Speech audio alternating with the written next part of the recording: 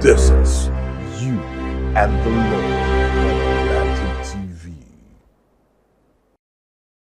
Welcome to the maiden edition of You and the Law. On You and the Law, what we tend to do is teach you what you need to know as great citizens of this country so you do not fall at the wrong arm of the law. And that's what we always enjoy doing on You and the Law. Like I said, welcome to the very maiden edition of You and the Law. My name still remains Michael Gobadia. This is You and the Lord. Well, on this awesome first edition of You and the Law, we're talking about the issue of tenancy agreements. Many people will totally agree with me that in recent time, we seem to be having issues between landlord and tenants. And why that is so is that there seem to be no agreement binding or holding them together, especially as the tenant seems to want to, in every way, take the property of the landlord. So what should be in the tenancy law? What are those needed things that needs to be there? And who should in every way pay for it? Well, all of that will come on this lovely first maiden edition of You and the Law. Well, to help us look at this, we have no other person but the NBA chairman of Efum branch, and we're talking of no other person but Barrister Ewenode Onorode Williams. Good day and welcome to the show, sir. Thank you so very, very much. It's my pleasure to be here. Well, anyway, it's indeed our pleasure having you on the very maiden edition of You and the Law. We really appreciate your time with us. Thank you so very much. Well, I really want us to go straight into it. Now, let us understand, what is tenancy agreement? And why is it always important to have that very agreement between the landlord and the tenant? Okay, so tenancy agreement simply means the agreement between the tenant and the landlord. Now, the landlord is the person that owns or builds or is the owner of the property. Okay. While the tenant is the person that is coming to rent or acquire some leasehold interest over the property. So for there to be a relationship, for there to be a connection, for there to be something that will regulate this relationship, in most cases, you come up with tenancy agreement that spells out the term, the terms and obligations, the duration, the amount to be paid, the rules and regulations. Everything is encapsulated in the tenancy agreement. And most times when you have a tenancy agreement, it's far better. It regulates just normal relationship. What puts you, you know your right, you know your limit, you know everything about your stay or your rents and everything you need to know as far as the tenancy duration or the tenancy condition is concerned. And is it well recognized by law, by the courts? Yes. In case if there are issues? Yes, it's accepted. It's just like every other agreement. For example, you have contracts. It's actually another form of contract. Tenancy agreement is another form of contract between the landlord and the tenant. Okay. Now, who should normally prepare this tenancy agreement? Because I hear some people saying, if you go and rent a house, you are being charged for tenancy agreement, you are being charged for this and that. Who should normally prepare and who should take the bill for that tenancy agreement? It's all right. It's not cast on stone. The answer is not cast on stone. So the answer is not limited to, it might be the landlord or it might be the tenant. But in most cases, landlord passed that bill to the tenant. For example, a tenant wants to get into an apartment. Like I always describe, the tenant is like a man that is coming to ask a woman's hand in marriage. And so whatever you tell him at that time to do, naturally he will gladly want to do it. And so in most cases, the landlord will push the buck to the tenant to pay. And of course, the tenant will pay. Or most cases, or in some other cases, the landlord building the tenancy agreement and some other fees into his rent, and the tenant still pay. Whichever way, somebody must pay.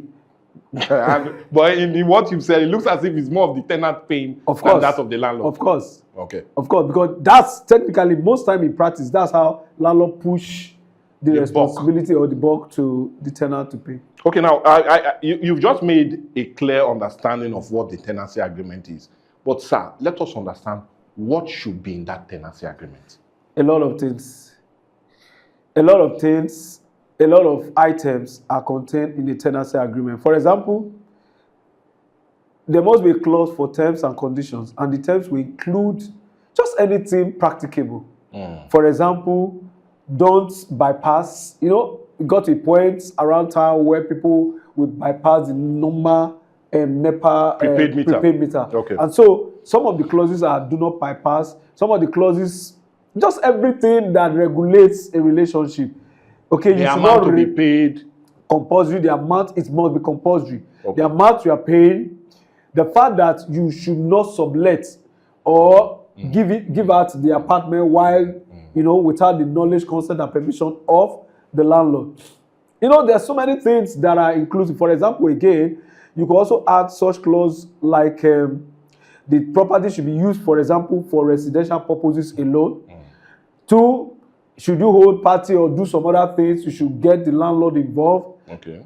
3, the time to in and out. You want to come in so that the tenant do not feel, oh, you have the whole time. You can come in at 12 midnight and all of that So stuff. all of that can come in a bit. Everything. I'm still going on. There are a lot more you can bring in. For example, the landlord can also state in the tenancy agreement that please, on no condition, must you deviate from paying, if it's a community or it's an estate, the fees, security levies, maintenance, and all of that stuff. Even at some time, split units, as good as split units, you insert such clauses.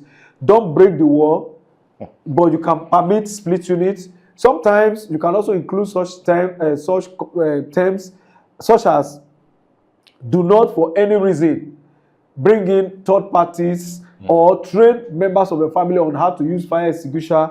Just anything conceivable that could lead to well-being of both the landlord and the tenant together as far as the apartment is concerned. Okay, well, thank God you've said that. So in all of these, it's more like a binding agreement, like you said. Sure. It's more like a contract between the landlord and the tenant. So, sir, who should now prepare the tenancy agreement? Who is mandated to prepare it? In practice, again, landlord insists that their lawyers prepare. The landlord's lawyer. Most cases, I have not actually seen, I've been over 20 years post-com, I have not seen where the tenant is the one preparing tenancy agreement to the landlord. I have not seen. So in most cases or in practice, it is the landlord through his lawyer or solicitor that prepares the tenancy agreement. The tenant and the landlord, they meet, vet, go through, it's convenient, we accept it, it's okay. So you sign and it becomes a binding document. Yes, for both parties. Now, let's also understand something. In this tenancy agreement, we know that it might not be a law. A speculated time of you renting the house is stated. But by law, is it right for a landlord to request more than 1 year for that tenancy, for the money being paid for renting of the apartment? Let's understand. Okay, so statutorily, maybe let me be ahead of you. There are requirements for, there's what we call, there's actually a law for this. Now, residential houses. Now, but before I get there, your question specifically is there a law that regulates the fact that after collecting the rent for maybe 1 year, as a landlord, can you still wake up one day and say, please give me extra 1 year or 6 months in addition? After making the initial payment? You see, not really cast on stone, no. But the law is actually made to protect the tenant. Now, right now in Lagos State, we pray our state, let us say we'll get to that point. But right now in Lagos State, the tenant is far more protected than it was. So there is no law that says after the landlord collecting the initial annual rent, maybe 1 year rent, you shouldn't come back to collect. No. But again, for morality, fine. And again, once you have a tenancy agreement that regulates your relationship as landlord and tenant, the presumption is that the parties will stick to the terms. So if there is no such clause that encourages the landlord to, once it's broke, oh, tenant, give me 1 more month, give me 10 months, So once there's no such clause, the tenant can, of course, draw the landlord's attention to the fact that, there is no clause for me to be paying you in and out. Yes. But again, the clause could be inserted that, yes, whilst you paid for 2025 to 2026, the rent can be reviewed. Review, you mean increase? Increase, yeah. Resume, okay, if you like, use review increase. It can be reviewed upwards, but I've never seen anything going downwards. But again, the rent can be reviewed upwards. It could also be included in the tenancy agreement. Sure, yes, it's always, in most cases, it's there. That the landlord reserves the right to increase the rent. When he chooses to. Not when he chooses to, after the expiration of the Initial. the initial rent or the concurrent rent. Now, there's a rent that is running.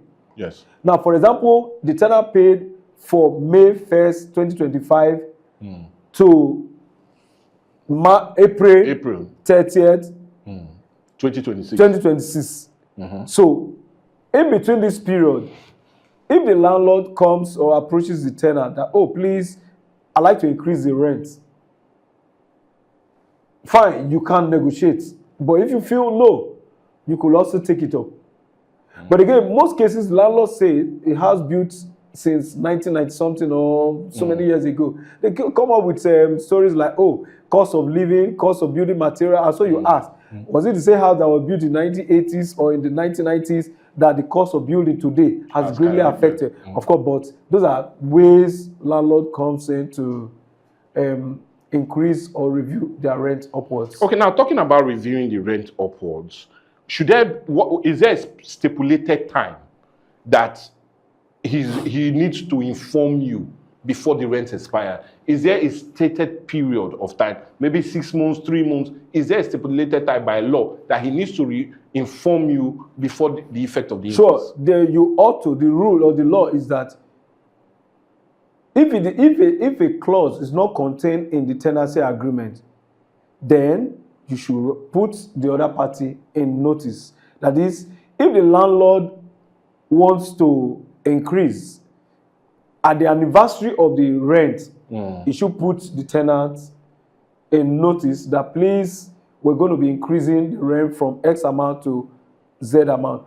Now, again, sometimes, you know, sometimes maybe due to the relationship between landlord and tenant, sometimes, in most cases, because our people here, we don't appreciate the place of the law. And so I must use this opportunity to especially commend your station for coming up with this legal aspect of broadcasting. Now, people really need to know their law, know their rights. Yeah. Most unfortunately, you just see a lot of things happen, but because people are ignorant of their rights, they just die in silence, they just ignore it, they just let it be.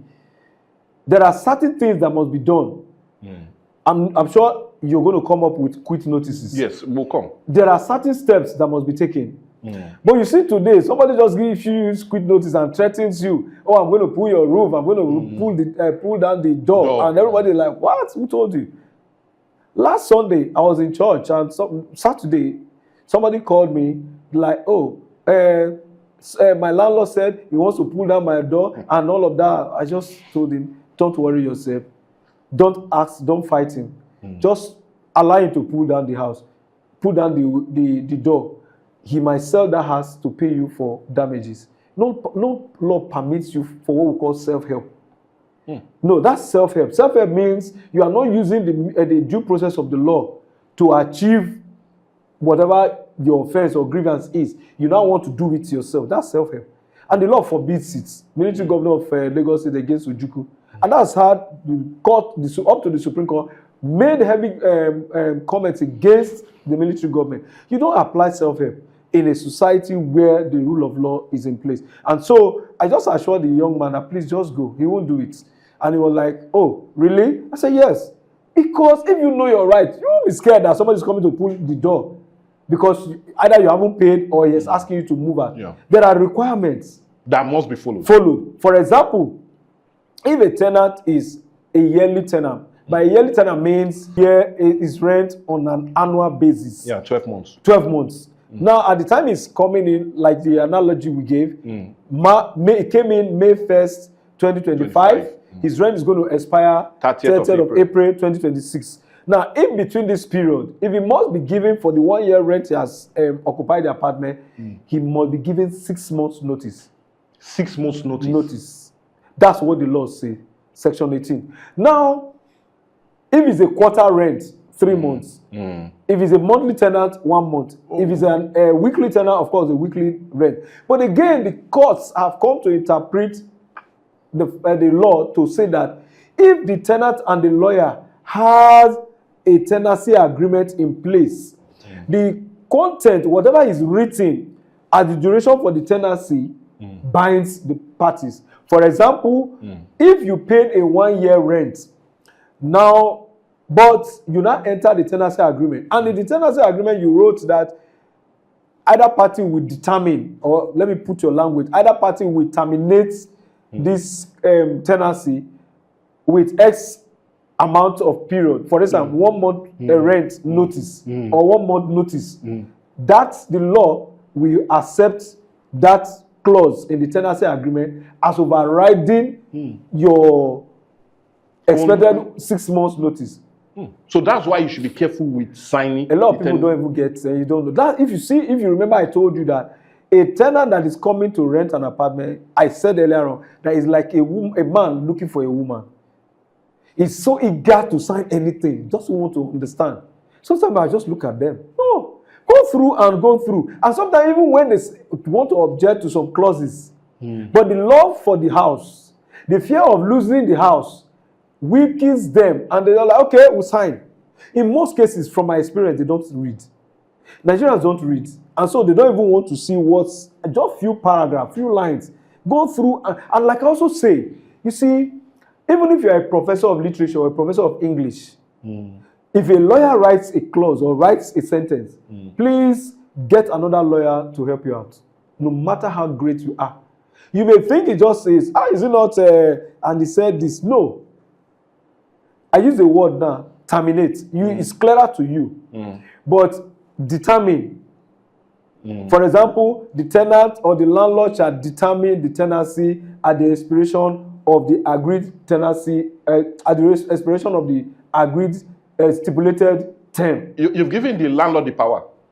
But you didn't even know, that's one. But I've used the word determine. You might be thinking determine means, literal meaning means, okay, explain, understand. Or determine something. No, that determine simply means terminate. Either party can determine the tenancy, meaning can terminate this tenancy agreement. So no matter how great a person is, when you see any document from a lawyer, please approach another lawyer. Well, anyway, it's really getting interesting because we'll not determine this discussion yet. So we'll continue with it. But I'll still return you back to another question. Or let me rephrase my question, like you lawyers always say. Sir, if I'm paying annually, yearly, you've said it, 6 months. You record a yearly tenant. So the landlord, if he wants to increase it, will give me 6 month notice before increasing it. That is if there is no clause in the tenancy agreement. You must understand. You see, that clause in the tenancy agreement supersedes provision of section 18 of the rent recovery law of Delta State that provide for 6 months notice for a yearly tenant. In most cases from my findings, every tenancy agreement do not comply with that. No. Does not comply with most cases.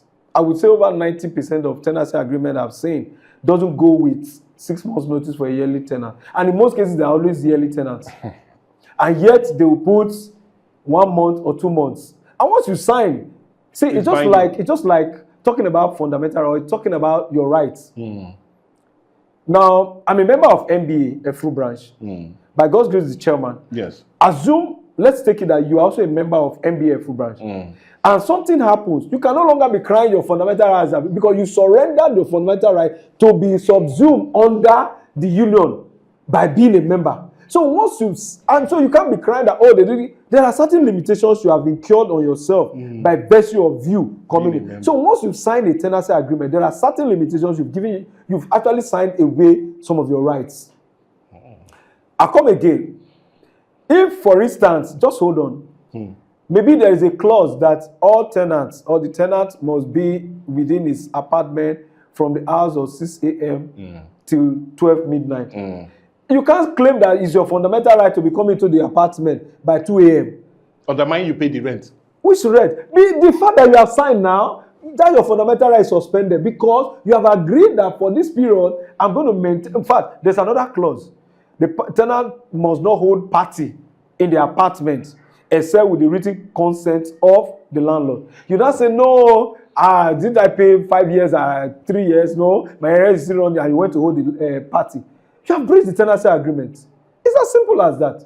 No matter, now if the clause says, seek in writing, but you decide not to seek in writing, you now say, Mr. Landlord, please, my baby dedication is coming up, we just want to host. You didn't comply with the provision of the law. The agreement say in writing. If the tenant wants to vary the term, it's in writing. Maybe it's written there. Your right, your fundamental right as at that moment is suspended. So you need to understand agreements. Most unfortunately, we don't read in Nigeria. Most unfortunately, we don't comply with the agreement. Most unfortunately, again, everything looks zigzag. Otherwise, you see, foreign investors want to invest in a country or in a place where there is rule of law. Because they know if the people stick to the rule or stick to the agreement, you have problem if I'm bringing $10 million or $50 million or $100 million to invest in your company or in your country. And I know in that country there is no rule of law. It also only means that my money, my investment cannot be guaranteed.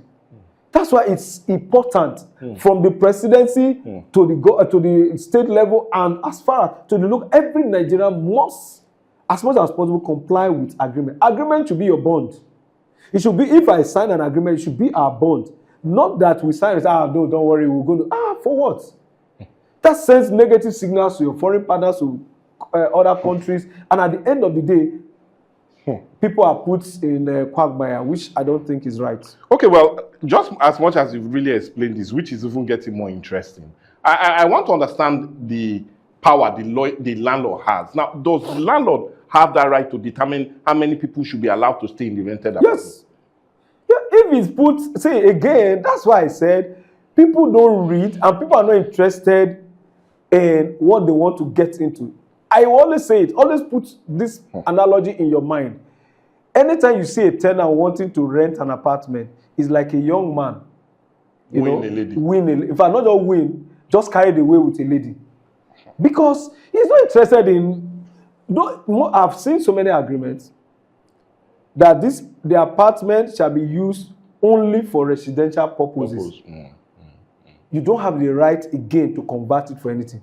There are sometimes you will see some agreement limit the number of persons in the apartment. You cannot change it and say, no, because God has blessed you, you are not a firing man, you now give birth to 50 children, when the agreement says only 2, you and your wife and 2 children. So you must be cautious. If you see certain things, you now can renegotiate. There's no law stopping you from negotiating or asking for variation or taking some other steps. But the fact that once it is written, you've signed, you shouldn't breach it. That's the point I'm laboring to make. If there are clauses that, the tenant, his wife, and 2-3 children only specify, you cannot even bring your housemaid. Your father or your mother cannot come and visit you. Except it's stated there. What is an agreement? Agreement say, don't do this thing. You say, no, my tradition says my mother will come and do a mugo. For what? Are you aware that if this same thing is applicable in US, you cannot breach it? In fact, you dare not. It's simple now.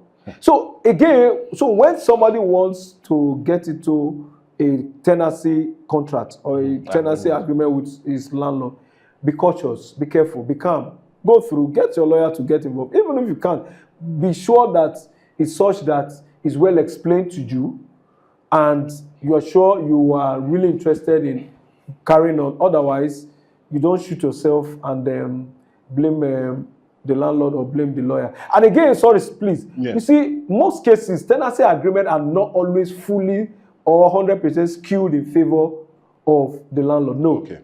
There are some clauses in most cases that will say the tenant on paying his rent, the landlord is expected to do X, Y, Z.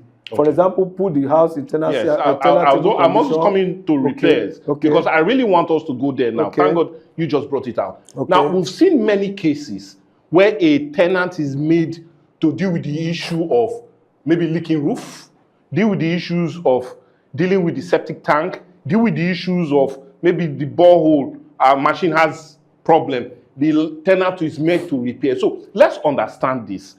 Who should take which responsibility as it concerns maintaining the house and it concerns repairs? Now, all of this, if they are contained in the tenancy agreement, beautiful. If they are contained in the tenancy agreement, then you don't have an issue.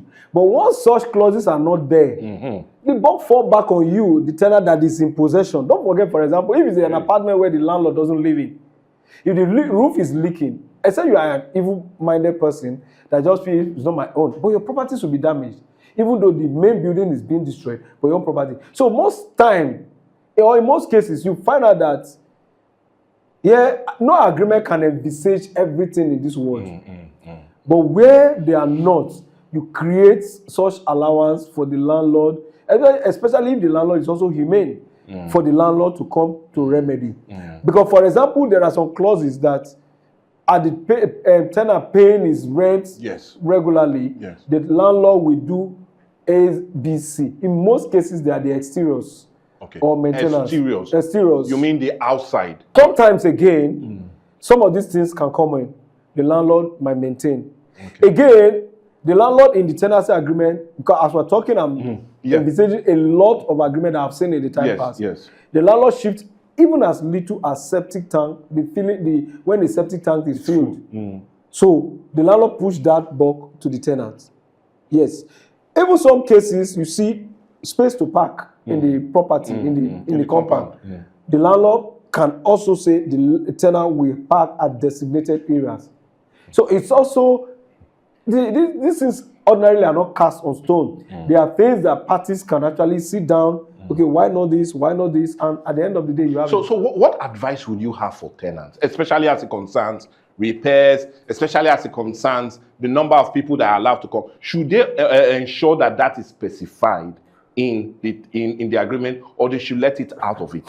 Now, again, an advice. My honest legal advice is to for every tenant should be that please go through again with a lawyer. But again, it's practically not feasible, not possible. Why is it not possible? It's simply because always remember this picture. You want to toast, or you are looking at or win a lady. Your mind is not on, in most cases, why people have broken homes is because the character of the lady at that time, you are not interested, you are, in quote, you claiming to be in love. Otherwise, during courtship, or most time when people think they are in love, you see some red flags. Either from the man, from the woman. So also, when the tenant is getting into the compound, he's already there, he has seen some red flags.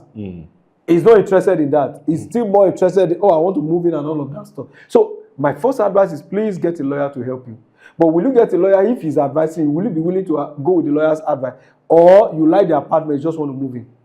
So that's where you have issues. Number two, take your time to discuss with the landlord your fears, your worries, and let the clause be in the agreement that at every interval, the tenant, the parties, the landlord and the tenant can vary, can negotiate, can sit together and review some of the clauses.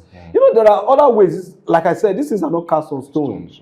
And there's not possible that all the things you envisage will be in black and white of a tenancy agreement. But again, let there be a clause by a serious-minded tenant that please, at every interval, the landlord and tenant or the parties herein can always review and have a win-win situation instead of having a lopsided situation where, seemingly from what you think, landlord are always at the upper hand of, and the tenants at the receiving hand. Of course. Okay, now, in case you are watching us, it's You and the Law. And like I said, it's of the staples of Atlantic Media and TV. And what we tend to do on You and the Law is to really make you understand your right as our citizens of this great country and see how you can exercise those rights and not be seen to push them aside and also being oppressed. And that's why we're bringing this program to you, You and the Law. This is You and the Law on Atlantic TV. Now, let me come before, we know time is of the essence and we're almost through with it. Now, you raised something important that I want us to go back to, and is the issue of eviction. Now, by law, Nigerian law, what should be the time period that the landlord needs to give you for you to understand that you've been evicted? Okay, so this is how it operates, or this is how under our laws. So let's assume the tenant is a yearly tenant. Okay. Let's also assume that there is no tenancy agreement Okay. regulating the parties. Okay. Now, the law is that the landlord will issue a 6 months quit notice to the tenant. 6 months quit notice. Quit notice. Assuming there is no tenancy agreement. Okay. Assuming the tenant is a yearly tenant. Okay. Now look at this analysis. Now, after the expiration of the 6 months quit notice, the tenant has still not moved out or vacated the apartment. The next thing is the landlord will go through his lawyer again to the court to get what we call 7 days owner's intention to recover possession. 7 days in quote, 7 days notice of the owner's intention to recover. So the landlord's lawyer again will go back, issue this notice. All of these notices, the first 6 months notice must be served on the tenant personally, except if he's evading service of the process. Then you can get, the lawyer of the landlord can get an order of call for what we call substituted service. Substituted means, should we not find him, court give me power, give the landlord power to paste the court's process or deliver same to any adult inmates in the house. So that's first one is the statutory notice of 6 months notice. If the tenant still did not pack, the landlord, through his lawyer again, will go issuing the 7 days notice of owner's intention to recover possession. After the expiration of the 7 days notice, the tenant still did not pack. Then the landlord's lawyer will now apply to or file what we call the summons. In the summons, which is like a claim, the summons will now contain the prayers. 1, if it's owing rent, arrears of rent. 2, possession of the apartment. Then 3, maybe any other damages or whatever you want to claim.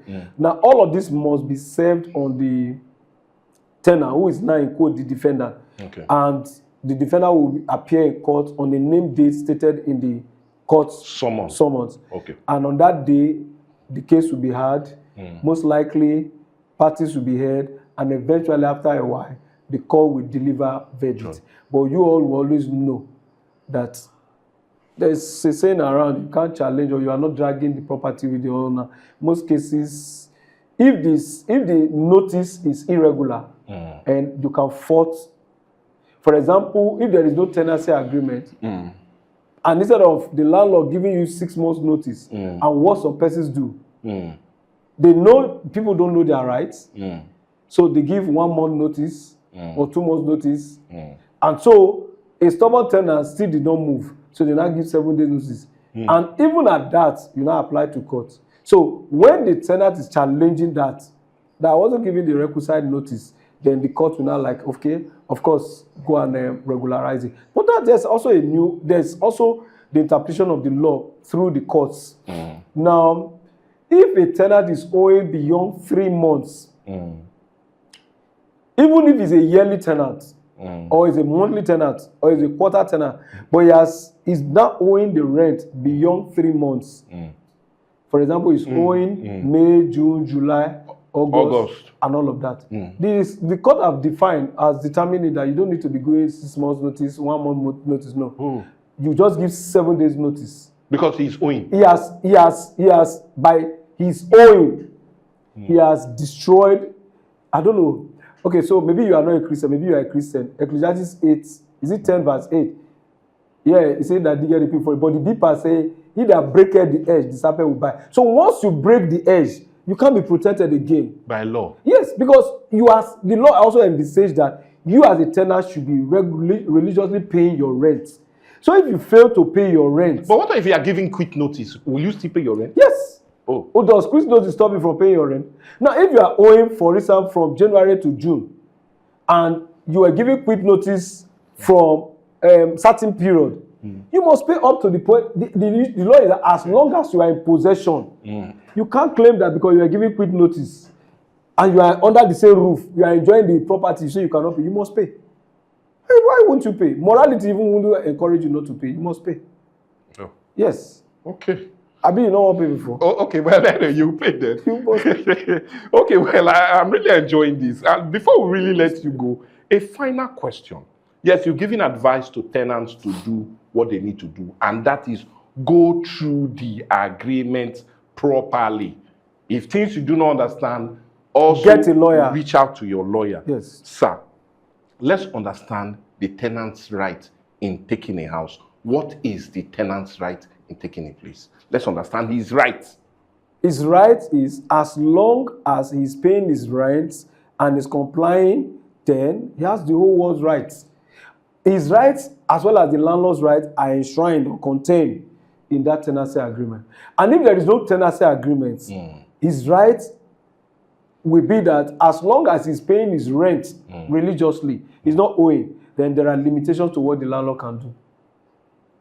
Yes. For example, I gave you a story now. Someone called me on Saturday, and I told him, you can't do that. Even if he was owing, even if he's owing 10 years, you can't just do self-help. You can't just come and pull down the roof and say, oh, or carry community boys and chase him out.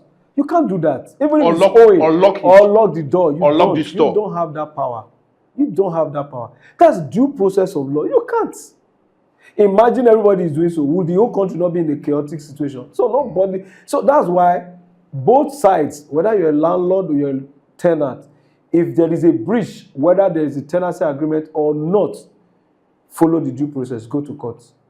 The court is the best way or best place to resolve all disputes.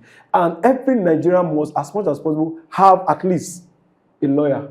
If you can't have a lawyer in your family, please have a lawyer like a medical doctor also that you consult on a daily basis.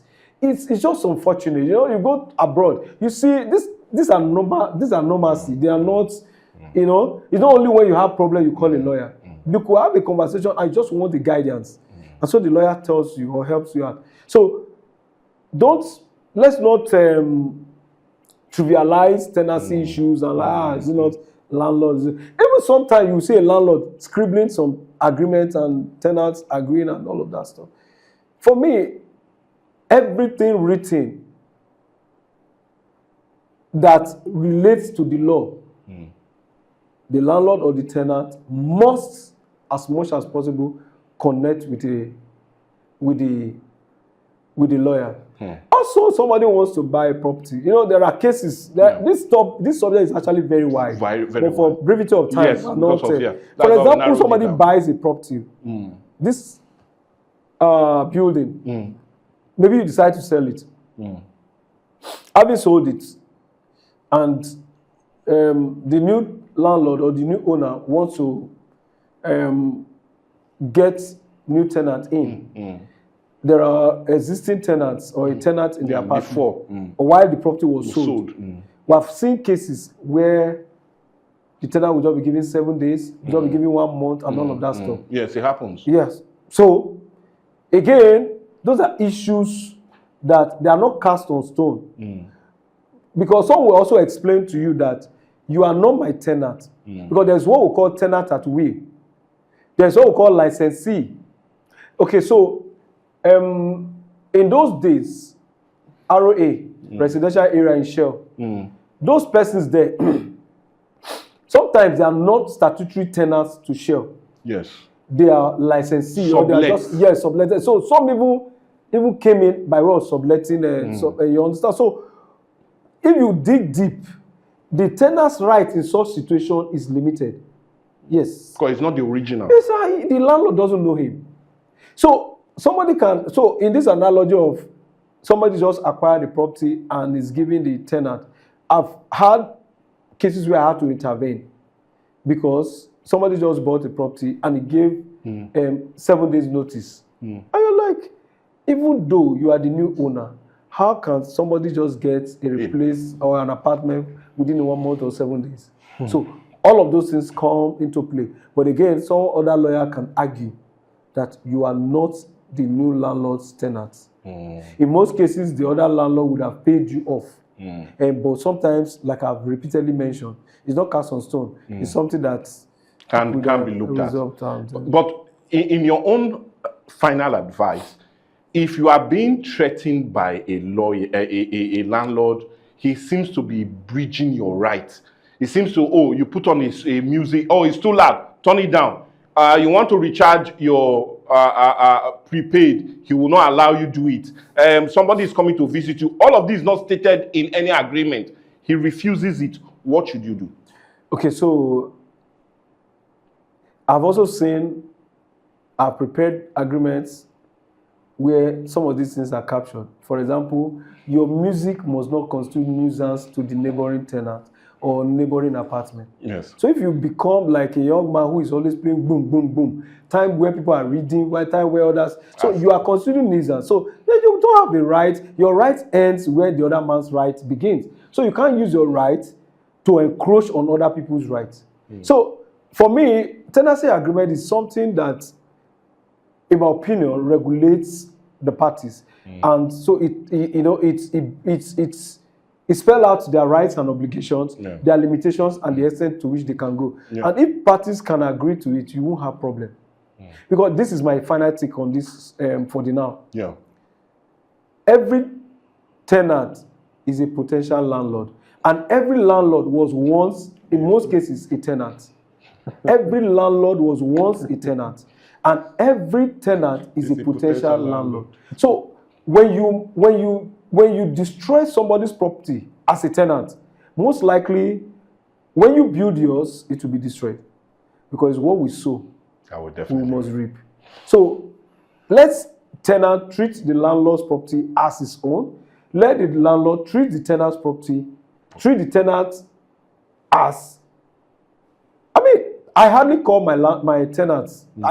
It's rare to hear me say my tenant, but I call them my neighbors.